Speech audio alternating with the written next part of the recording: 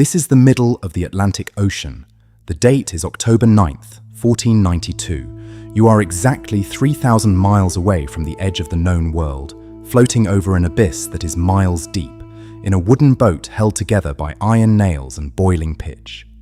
Most people today have a cartoonish image of this voyage. They think of a heroic, confident captain standing proudly at the bow, pointing toward a new world while his crew looks on in awe. They think Christopher Columbus had to convince a crew of uneducated peasants that the earth wasn't flat. Let's kill that myth right now. Every educated person, every sailor, and every navigator in 1492 knew the earth was a sphere. That wasn't the argument. The argument was about the size of the sphere. The greatest mathematicians in Europe told Columbus his math was fatally wrong, that the ocean between Spain and Asia was far too massive to cross before a ship's supplies ran out. And as you stand on the pitching deck of the Santa Maria on this bleak, terrifying October morning, you realize with a sinking, icy dread in your stomach that the mathematicians were right. You have been sailing into the endless, empty west for 33 days since leaving the Canary Islands. You have sailed further away from land than any human being in recorded history, and you are running out of food. I used modern AI and deep historical logs to reconstruct a single, grueling 24-hour period aboard the Santa Maria, right at the absolute breaking point of the voyage. We are going to strip away the myth and look at the brutal, filthy, and terrifying reality of a 15th century maritime mission. You will feel the violent mechanics of the ship, the psychological torture of the endless horizon, and the simmering, explosive tension of a crew pushed to the edge of mutiny. This is 24 hours on the edge of the world. Your day begins at 4 a.m. in the pitch black. But you don't wake up in a hammock. Hammocks are an indigenous Caribbean invention. Europeans haven't discovered them yet. Instead, you wake up exactly where you collapsed, on the hard, freezing, salt-encrusted oak planks of the main deck, huddled under a coarse wool blanket, using a coiled hemp rope as a pillow. You are violently awakened by the shout of the ship's boy, the page. He is turning the ampaletta, the half-hour sandglass, and singing out the morning watch in a high, cracking voice. You stand up, your joints aching from the cold dampness. The Santa Maria is not a sleek, fast explorer's ship. She is a round-hulled, heavy, sluggish cargo vessel nicknamed La Galega because she was built in Galicia. She rolls heavily, sickeningly in the Atlantic swell. The smell hits you immediately. It is a suffocating stench. Below decks, the bilge water has been sloshing around for over a month, mixing with rotting wood, dead rats, urine, and sulfur. You don't wash your face. Fresh water is guarded with the threat of a flogging. You simply rub the sleep from your eyes and take your station at the rigging. You are a sailor of the Guardia de la Diana, the morning watch. By 8 a.m., the sun drags itself over the eastern horizon behind you. It is a blinding, indifferent glare. This is when the agonizing reality of the navigation sets in.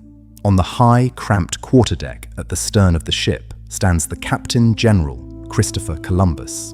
He is a tall, prematurely graying Genoese foreigner, and the Spanish crew, mostly hardened men from Andalusia and the Basque country, do not trust him. Columbus is currently performing a desperate, high-stakes mathematical illusion. To figure out where you are, he uses dead reckoning. He looks at the compass, estimates the ship's speed by throwing a piece of wood overboard and timing how fast it passes the hull, and marks it on a traverse board. But he has a secret. He is keeping 2 different logbooks. In his private log, he records the true, terrifying distance they have sailed, sometimes 180 miles in a single day. But in the public log, the one he shows the terrified crew, he lies.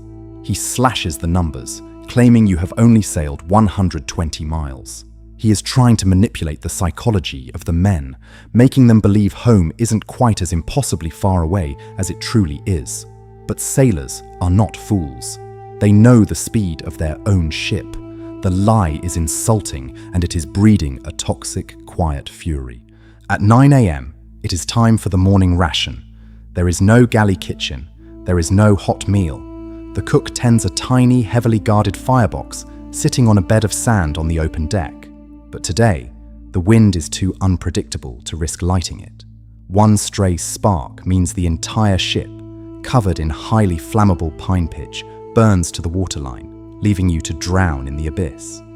So, you eat cold rations. You are handed a piece of bizcocho, a hardtack biscuit baked twice to remove all moisture. It is so hard you have to soak it in a tin cup of sour, vinegary wine just to keep it from cracking your teeth. It is infested with weevils, tiny black beetles. In the dim light below deck, the men prefer to eat in the dark so they don't have to see the maggots moving in their food. You chew the bitter bread, chasing it with a piece of heavily salted, rock-hard codfish and a raw clove of garlic to stave off sickness. The water in the wooden casks has already gone foul, growing a thick green slime. Every swallow is a gamble with dysentery. By 12 p.m., the psychological torture of the ocean reaches its daily peak. The sky is massive, doming over you in a crushing blue expanse. But the real terror isn't the water, it is the wind. Since leaving the Canaries, the trade winds have blown steadily, relentlessly from the east. To a modern sailor, a constant tailwind is a blessing. To a 15th century sailor, it is a death sentence. If the wind only blows west, how will you ever sail back to Spain? The men are convinced they have sailed into a supernatural trap, a one-way conveyor belt to the edge of the world. Suddenly, the eerie blue calm is shattered. The sky to the northwest bruises into a violent, bruised purple. An Atlantic squall is moving in fast. The air pressure drops, and the hairs on your arms stand up. The boatswain blows a silver whistle, the shrill note cutting through the howling wind. All hands to the sails! Sailing a square-rigged 15th century now in a squall is not about turning a wheel. It is a brutal, dangerous, full-body mechanical nightmare. The Santa María has no steering wheel. The rudder is controlled by a massive, heavy wooden lever below decks called a whipstaff, requiring 2 men to physically wrestle the ship against the crashing waves. On deck, you and 10 other men sprint to the thick hemp halyards. The canvas sails, heavy and stiff with dried salt, begin to snap and crack with the sound of cannon fire. If the wind catches the massive mainsail fully, it could snap the mainmast like a twig, leaving you paralyzed in the middle of the ocean. You pull the thick, coarse ropes, your hands blistering and bleeding, hauling the heavy canvas up to reef the sail. The ship pitches violently, climbing a 30-foot wall of slate-grey water before crashing down into the trough with a bone-jarring thud. The oak hull groans in agony. Freezing, razor-sharp spray whips across the deck, blinding you.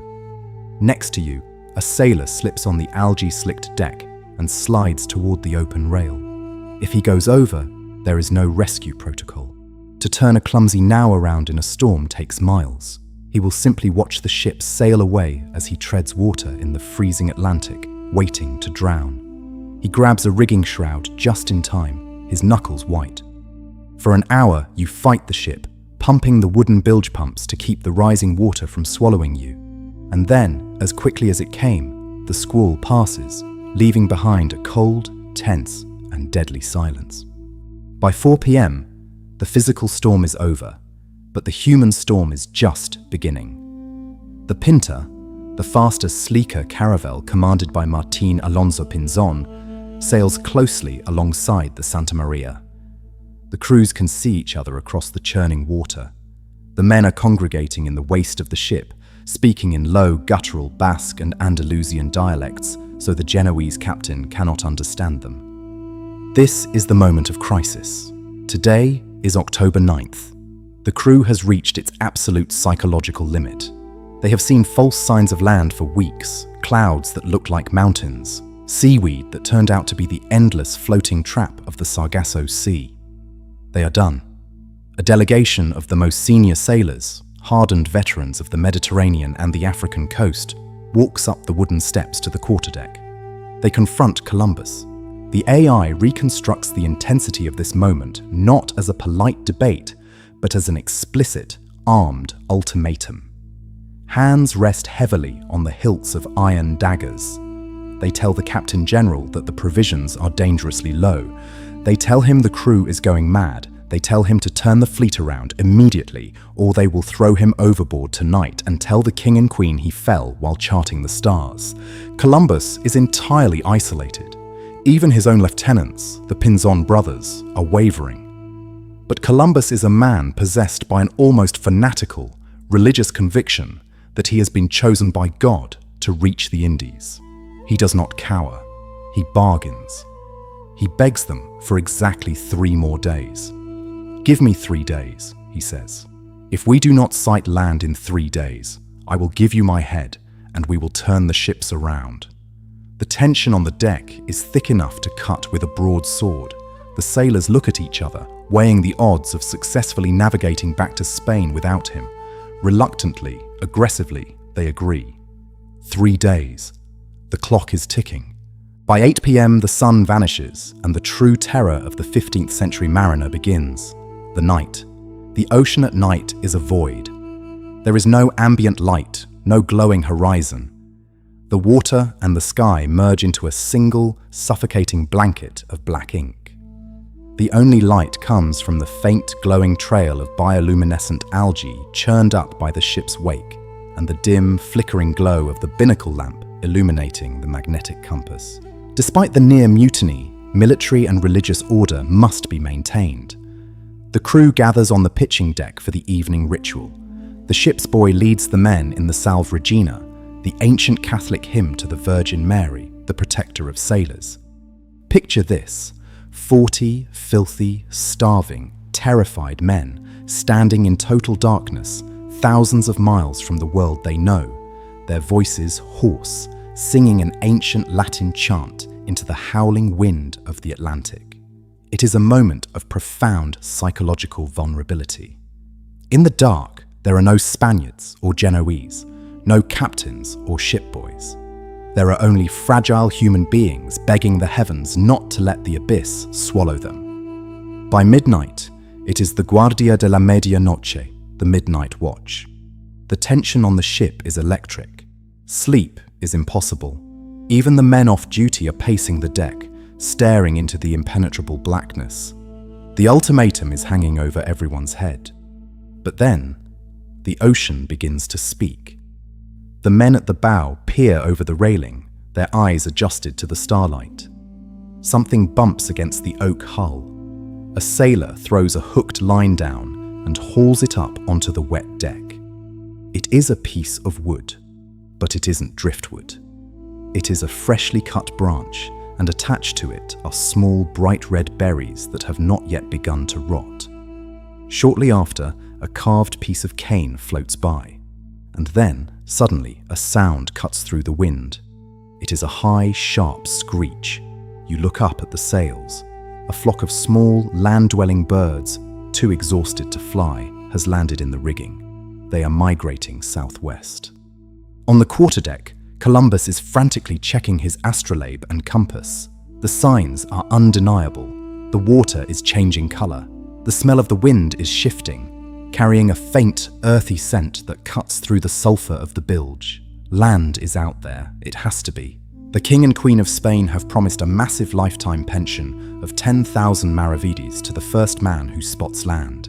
Every eye on the ship is straining, staring into the dark until it hurts. The absolute desperation, the hunger, the fear of the mutiny, the terrifying unknown, it all boils down to this single excruciating midnight watch. You stand at the rail, the salt spray freezing on your face, your hand gripping the cold iron of the cannon, staring into a darkness that is about to violently, irrevocably change the course of human history. This has been 24 hours on the Santa Maria. You survived the squall, you chewed the rotting bread, and you felt the terrifying weight of the unknown pressing down on the edge of the world. 2 days later, at 2 a.m. on October 12th, a sailor named Rodrigo de Triana on the Pinta will finally scream the words they have been dying to hear. Tierra, tierra. But they will not find the golden roofs of Japan or the spice markets of India. They will step onto the white sands of the Bahamas, making first contact with the Taino people. Columbus will not realize his mathematical error.